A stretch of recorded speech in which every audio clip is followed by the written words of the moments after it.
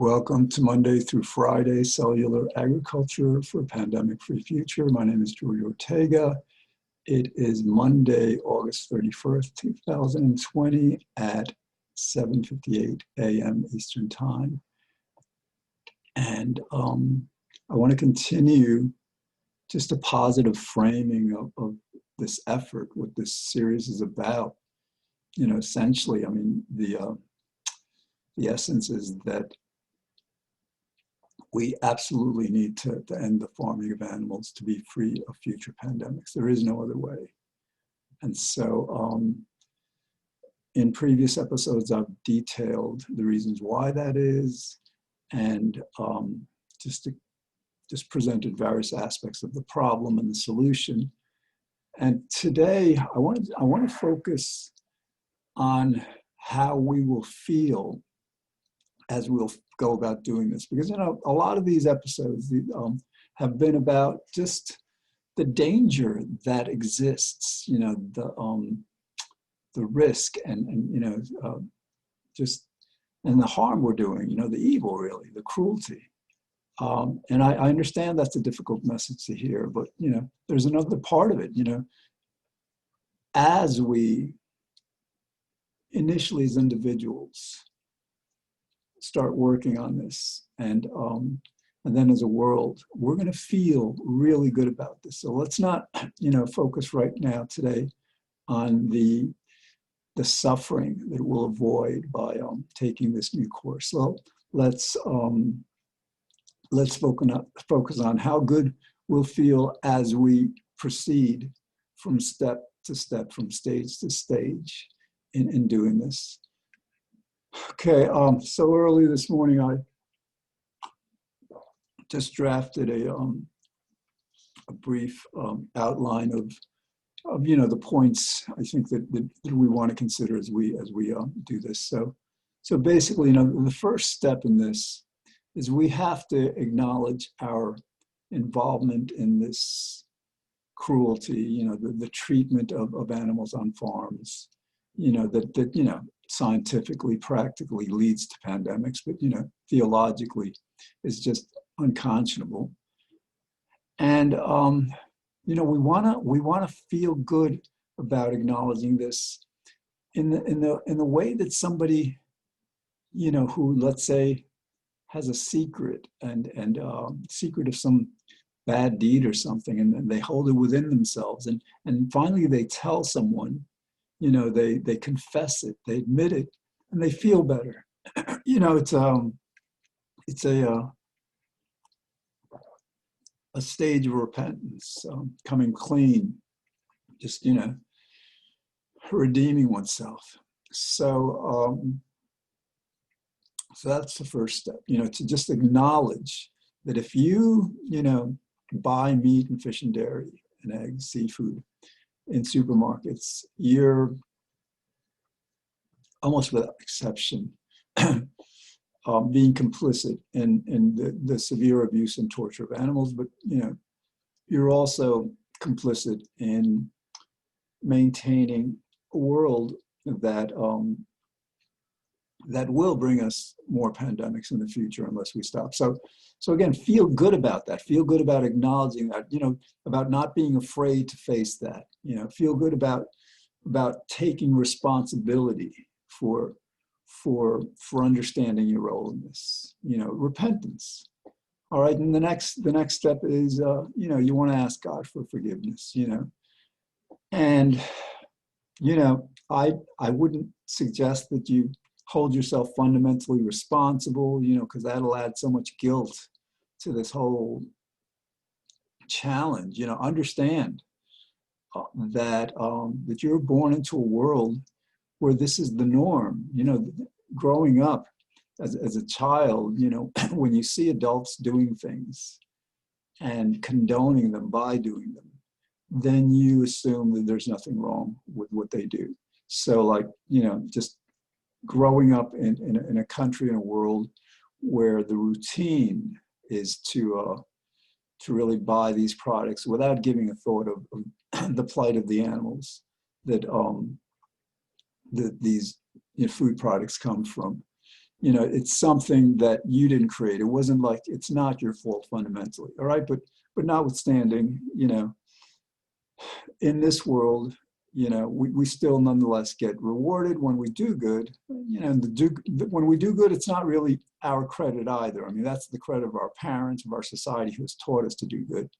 So just, you know, but in this sense, we want to ask forgiveness, you know, from God, you know, and that'll just bring us closer to God, you know, and that's always good. All right, and the next steps are like, you know, once you acknowledge, and you know, again, you want to feel good about this, you know, you want to go through this whole process feeling good, you know, feeling that weight lifted off of you, you know, feeling your conscience being revived. All right, the next step is you want to promise yourself and God that you will reform, that, you know, I mean, you may not be able to go, for example, vegan immediately. You know, you may not be able to stop eating fish and meat and eggs and dairy immediately. But at least, at the very least, you can take part in this, essentially what's going to amount to a global movement, a global initiative to end this factory farming. That's your role in this, you know, to just, you know, to do what you need to do, you know. Okay, so and in that sense, you know, you want to feel good about learning about this. The information is on the internet. It's all there, and it's not difficult to access. Just, you know, access, you know, Google, for example, keyword factory farming and pandemics. Okay, and it'll get you to at least half dozen, a dozen articles that will give you the basics of what this is about. Then if you Google clean meat or cellular agriculture, you know, cultured meat, lab-grown meat, then you'll understand how transitioning from the farming of animals to this new industry will represent our by far best option for preventing future pandemics. Again, 95, perhaps 99% safe from future pandemics by doing this. And I'm not saying it's a minor kind of an act. It'll take, you know, the involvement of the entire world, but it will keep us very, very safe relative to the world we live in now. So feel good about the research you're doing, and feel good about getting involved in this, knowing, you know, with and again, there isn't that much to know. You know, basically this farming animals for decades, centuries, millennia have been causing pandemics, epidemics, and they will continue to do that at an increasing frequency until we stop the practice. All right. So once you're familiar, and actually there's a book that I can recommend. This book is amazing. Clean Meat by Paul Shapiro. He was a past vice president of the Humane Society of the United States. He's one of the pioneers. That's the seminal work in this entire field. He just like describes the beginning, how it all came to be. So learn, you know, you can get that on Amazon, Kindle, whatever. So again, once you learn, and you don't have to know all the details. I mean, like, basically what you really have to understand is that, you know, what we're doing is causing pandemics in perpetuating this factory farm system especially, but also just family farms. You know, the farming of animals is what's causing this. So, you know, once you've got this knowledge, of your complicity in this, then talk to your friend, then talk to your family, talk to people, you know, get them to understand that that we need to change, you know, for our good, for the good of our children and grandchildren and great-grandchildren, you know. So, and feel good about that. You know, you're promoting virtue, you're promoting the building of a better world. And don't shame people per se. I mean, just get them to understand how cruel the system is, and get them to understand the complicity in it. But again, remind them, as you know, that, you know, it's not fundamentally their fault. They were born in the same world that you were. And so try to prevent, try to present the information in a way that they will be able to hear it. You know? And you know, they will thank you for it, and they will admire you for it, and you'll feel good about yourself, about doing something pioneering. It's like, imagine how the abolitionists felt when they first began to rail against the injustices and the cruelty of slavery. You know, when you take on a moral mission like that, you feel good. You feel good doing that good. So, all right. So, you know, so once enough people come to understand the situation, you know, what we need to do to prevent future pandemics, then the next stage that we really, and this is where we should be feeling really good. I mean, this is like, you know, this is a revolution in virtue. It's a revolution, you know, in the evolution of our world, you know, creating a much better world. So and what the next step is to take part in and help create and experience, simply experience as it happens, this national debate, you know, this national conversation, really.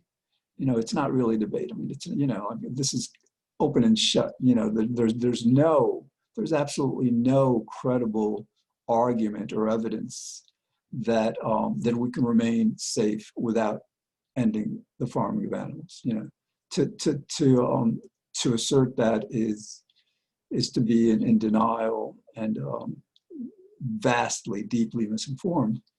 So again, we can feel good about having this national conversation to talk about why, you know, why this has been going on for, I mean, we don't have to dwell on that, you know, it doesn't really matter what the reasons are that we've been so cruel for so long, but it does matter to talk about and come to agreement upon what we need to do, you know, which is basically to end the farms and create this new industry. Now, naturally, if we could all become vegans, that would be the ideal.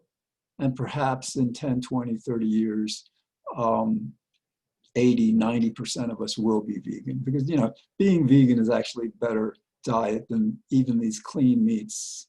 And these clean meats, you know, these, you know, cultured meat products would be much healthier than the food products, the meat and dairy and egg products we eat now.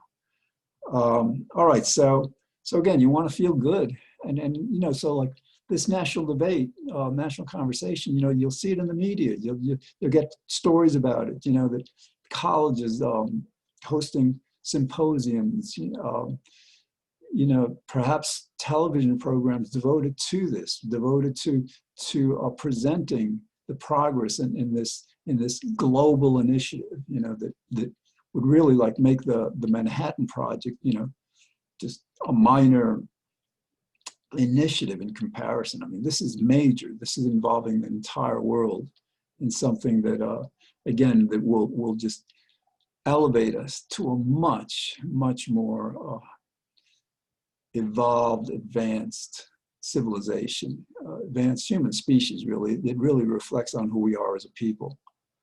So, okay, so we have this national conversation, and this conversation would go on in the United States and other countries, because, you know, again, the entire world is part of this. So then we can feel good about bringing this issue into politics, you know, this essentially demanding that our politicians, our leaders, pass the legislation that's necessary to get this moving, you know, to release the funds. You know, I've advocated $50 billion for this immediately, not in 5 or 10 years.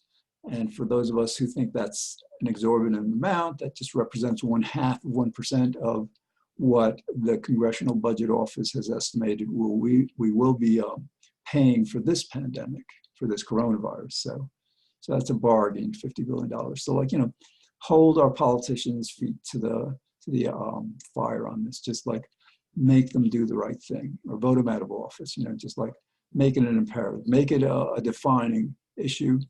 Ideally, if we can do this for this election, you know, we're a couple of months away from, bit more than that, from this national election.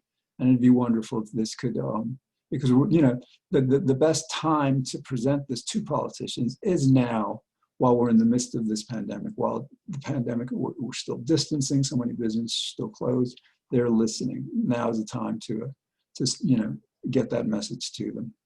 And you want to feel good about that. You know, you want to feel good about, you know, exerting your power, your democratic power to influence, you know, what we do as a country. All right, so then the next step you want to feel good about, imagine this. I mean, you got to use your imagination, you know, because the media, you know, again, the media will be reporting on this, will initially be reporting on how some groups of people are advocating for this, you know, some organizations, and then how it's moving into the political arena, and then, you know, how this is becoming a global movement. You want to feel good about, you know, like so many of these newscasts, they just like present endless, you know, depressing stories. Yeah, things, there's a lot of bad that goes on in the world, but wouldn't it be wonderful to follow, you know, day after day, this global initiative where it's getting better and better, where we can see day to day and week to week that we're becoming better people, that we're creating a better world, not in decades, but really in months and in 2-3 years. You know, that's how quickly we can get this done.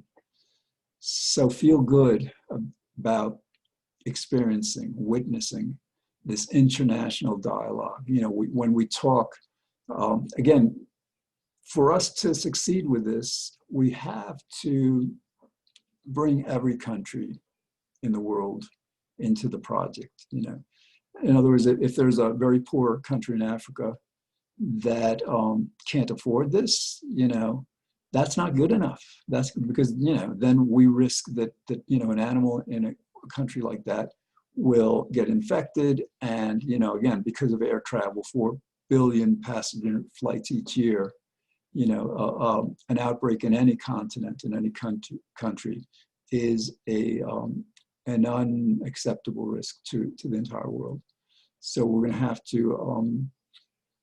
to help a lot of these poor countries out, and you know, that'll be to our benefit also. You know, we lift them out of poverty, and they're able to then like participate in the global market. We'll be able to trade with them better. They can become customers. They can produce things for us.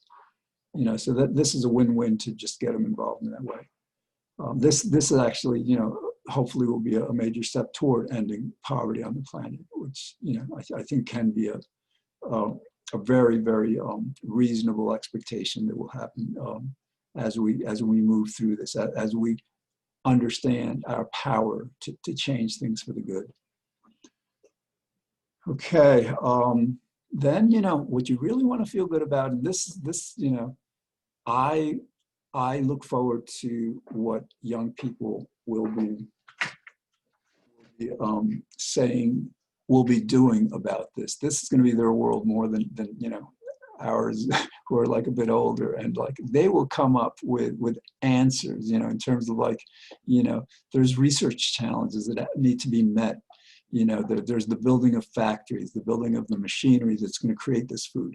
There's also like the communications. There's the dialogue between countries, between industries. You know, there's so much that needs to be done in so many ways, and this will take ideas. I mean, you know, it's pretty clear cut. You know, again, in 2 or 3 years, I'm sure we can meet all the research challenges to scale up production from growing these meats in the labs to then having these huge bioreactors all over the world that are creating, you know, enough products to feed everyone.